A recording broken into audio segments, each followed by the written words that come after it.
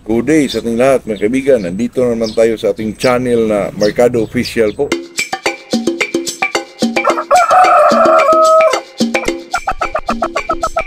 Bago tayo mag-umpisa ay shoutout muna tayo kay Rulito Lakaran, Sipit Agusan del Norte, Aloysius Circular, si Siling, Romel Labor, Always Watching, Dolphy Tagmaya, Panabo Backyard Breeder po. Good morning sa ating lahat mga kaibigan. Itong pag-usapan natin ay napakasimple lang po kasi nakita ko ito sa comment mga kaibigan. Mahiya naman tayo kung di natin sagutin itong mga nag-comment o mga subscriber kasi kahit natapos na nating i-topic ito pero talagang mayroon pa rin nagtanong mga kaibigan. Kaya sagutin din natin para naman ma-enjoy yung manonood o mga silent viewers natin. Kasi mga kaibigan, nag-comment niya paano daw patapangin ang isang manok po. Siguro ito, mga 5 months, 6 months kasi yung mga manok na yan, medyo langanin pa sa tapang po. At ang tamang oras daw sa pagkuha ng palong mga kaibigan, yung pasnga natin yung manok mga kaibigan.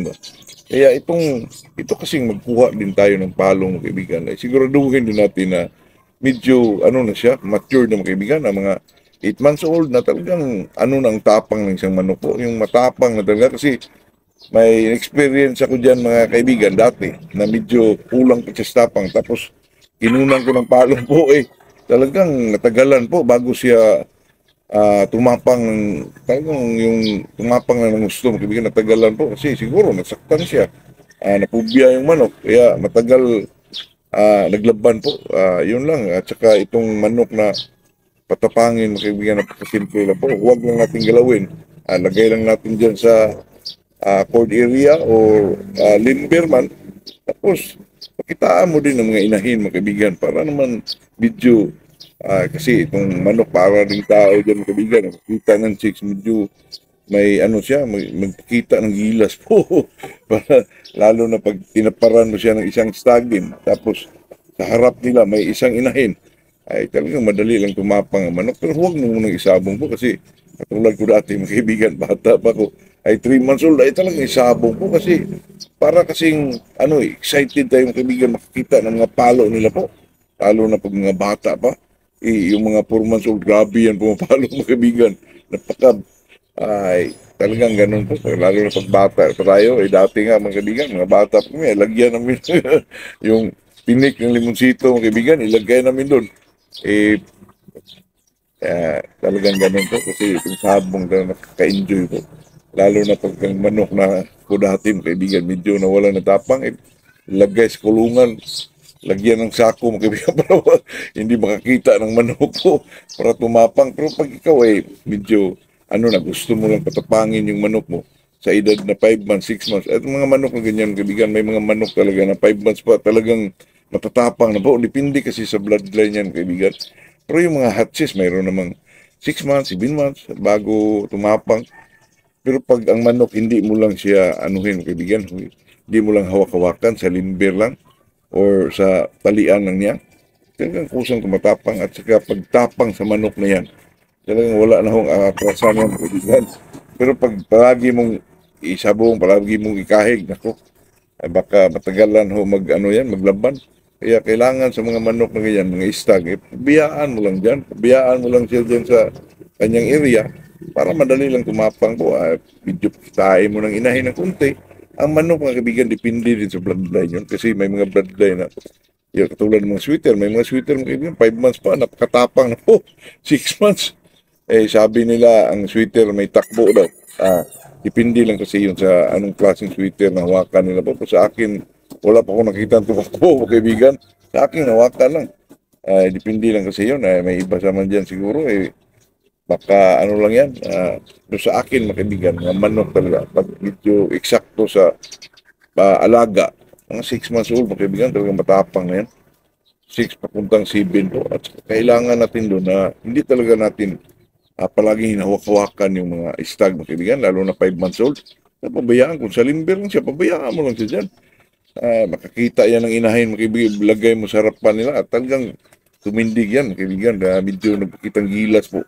Lalo na pag ang manok mo ay medyo bihira lang makita ng mga inahin po, ayun.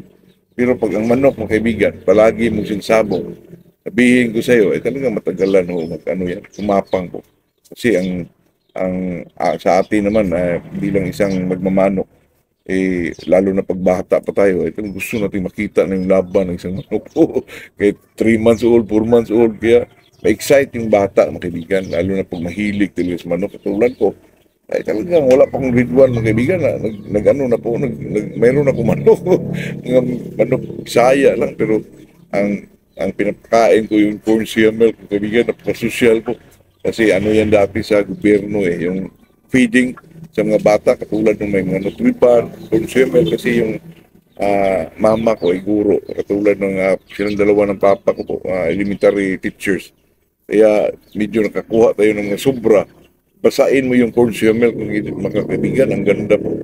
Kung gusto sa manok, mga kaibigan, hindi ko lang alam kung may mga commercial ba na corn syrup milk. Siguro wala, siguro kasi mahal siguro yun, mga kaibigan. Galing USA yun eh. Ngayon, wala na mga kaibigan, wala masyadong mga ano na, yung mga libreng padala sa Amerika. Sula dati, may mga Nutriban, mga kaibigan eh. Nutriban, yung corn syrup milk, ano pa yung iba doon. Kaya medyo nakakuha ko, magalit yung mama ko na kinunan ko yung corn syrup milk po. Ah, ang mga bata naman, hindi naman yung maubos, mga kaibigan. Yung mga sobras kaldero, mga kaibigan, naluto na corn syrup milk. Naku, gustong gusto ng mga manok yan. Kaya ako dati, nagpagawa ko ng fry pin, mga kaibigan, na talagang sa mga manok Bisaya lang, pero kahit manok Bisaya, mga kaibigan, sa lahat ng grupo talagang may mga lumalabas na magaganda po. Maganda ang mga forma. Bisaya siya, pero maganda ang formahan. Lalo pag ikaw ang nag-breed, talagang lumalabas yan. Katulad sa mga gala. Mayroon din mga gala dyan, mga kaibigan, na talagang malakas din pumapalo po. Kaya sa atin, ito lang po sa atin, mga kaibigan, kung paano natin patpangin yung manok, ayun lang. Hindi mo masyado hawakan, pabayaan mo lang sa area niya, hanggat sa talagang gusto na niyang wala nang atrasan po. Kasi pag pinahawak-hawakan mo yung kaibigan, mas tumagal pang tumapang yan. At saka itong kumuha ka ng palong ng isang manok po, medyo 8 months mga kaibigan, 9 months yung talagang may mga laman na yung ano nila, katawan po. Kasi pag kinunan mo yan, medyo payatot pa.